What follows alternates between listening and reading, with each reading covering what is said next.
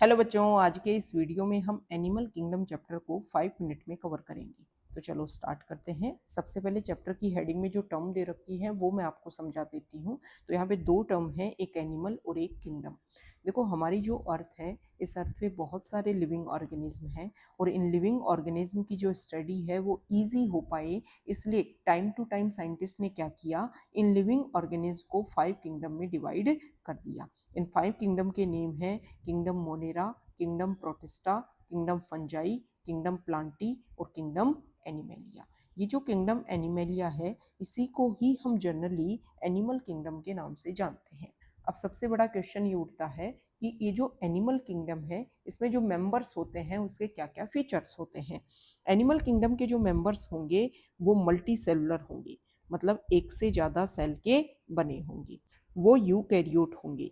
Eukaryote का मतलब ये है कि ये जो सेल प्रेजेंट होंगी ना इन ऑर्गेनिज्म में, उन सेल में जेनेटिक मटेरियल जो होगा वो न्यूक्लियर मेम्ब्रेन से कवर होगा, मतलब ट्रू न्यूक्लियस जो है वो एनिमल किंगडम के मेंबर्स में देखने को मिलता है। इसके साथ ही साथ में इनमें जो सेल होगी उनमें सेल वॉल एब्सेंट होगी। एनिमल किंगडम के जो मेंबर्स हैं वो हेटेरोट्रोफिक होंगे, मतलब अपना खाना खुद नहीं बना सकते, खाने के लिए, न्यूट्रिशन के लिए किसी और के ऊपर डिपेंड करते हैं। ये तो हो गई बेसिक बातें। एनिमल किंगडम के जितने भी मेंबर्स हैं उनको हम 11 फाइला में डिवाइड करते हैं। ऐसे समझो आप तो कि एनिमल किंगडम में जो भी मेंबर्स हैं उनमें ये बेसिक फीचर्स तो सिमिलर हैं, लेकिन टाइम के साथ में कुछ और डेवलपमेंट होता है जिसके बेसिस पर इन लिविंग ऑर्गेनिज्म को भी हमने 11 फाइलम में डिवाइड कर रखा है। तो सबसे पहले तो आपको 11 फाइलम के जो नेम है वो पता होना चाहिए। सबसे फर्स्ट फाइलम जो है उसको हम बोलते हैं पोरीफेरा। उसके बाद में आता है सिलेंट्रेटा, उसके बाद में आता है टीनोफोरा, फिर है प्लेटीहेलमिंथीज, फिर है एस्केलमेंथीस, उसके बाद में आएगा एनेलिडा, फिर सबसे लार्जेस्ट फाइलम जो है वो है आर्थ्रोपोडा, उसके बाद में आता है मोलस्का, ये सेकंड लार्जेस्ट फाइलम है। उसके बाद में आएगा इकाइनोडर्मेटा, फिर आएगा हेमिकोर्डेटा और सबसे लास्ट में आएगा कोर्डेटा। ये जो कोर्डेटा है इसी के पार्ट हैं हम, और हम होते हैं मैमल्स। मैमल्स वो होते हैं जिनमें मेमरी ग्लैंड्स प्रेजेंट होती है, मतलब फीमेल जो है वो अपने न्यू बोर्न बेबी को नरिश जो है वो अपने इन ग्लैंड्स के थ्रू कर सकती है।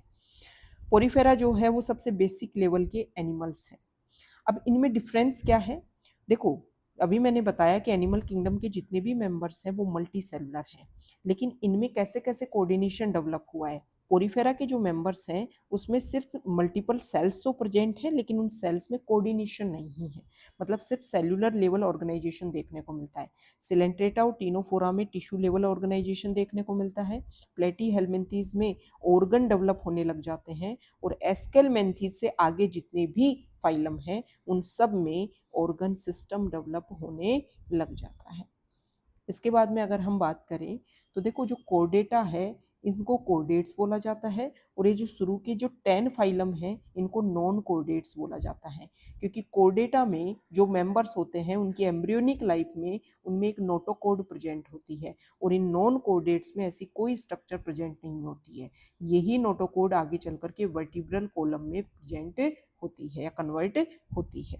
ठीक है, इसके अलावा हम बात कर लेते हैं सेगमेंटेशन की। सेगमेंटेशन का मतलब ये है कि किसी एनिमल को अगर हम कट करें तो क्या उसमें पहले से डिवीजन प्रेजेंट है।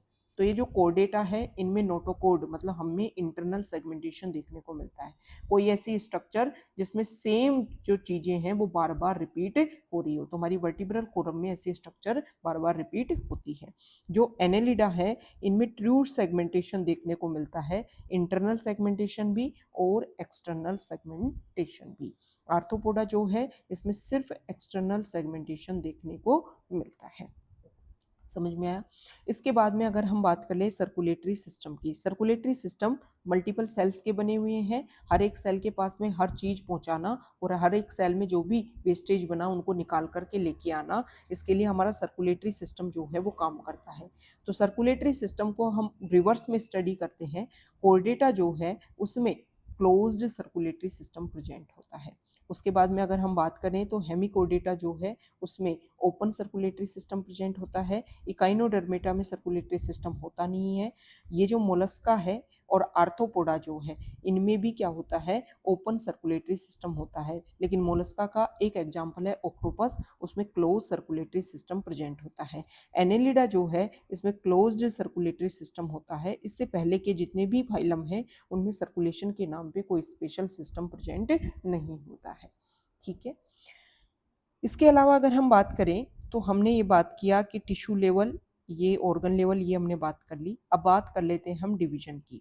देखो पोरीफेरा को अगर हम कट करें तो इसमें कोई भी क्लियर कट डिवीजन नहीं देखने को मिलता है। मतलब पोरीफेरा की जो स्ट्रक्चर है तो उसको जब आप काटोगे तो ऐसा नहीं है 2 इक्वल हाउस में बढ़ जाएगा।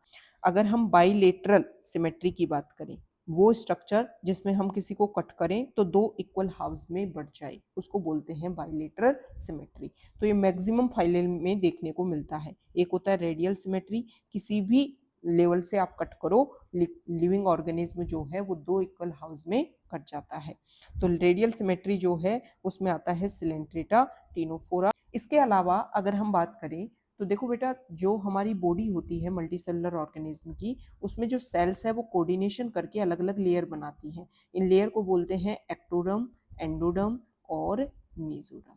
तो अगर हम बात करें तो पोरीफेरा में, सिलेंट्रेटा में और टिनोफोरा में, इनमें तो मेसोडर्म जैसी स्ट्रक्चर कुछ डेवलप ही नहीं होती है। जो प्लेटीहेल्मिन्थीज है उसमें मेसोडर्म बन तो जाती है लेकिन मेसोडर्म का कोई सेपरेशन नहीं होता है। ठीक है, इसके बाद में अगर हम एस्केलेंथीज की बात करें तो उसमें सूडोसिलोमेट, मेसोडर्म जो है वो स्प्लिट होकर के ऐसे पाउच जैसी स्ट्रक्चर बना लेती है।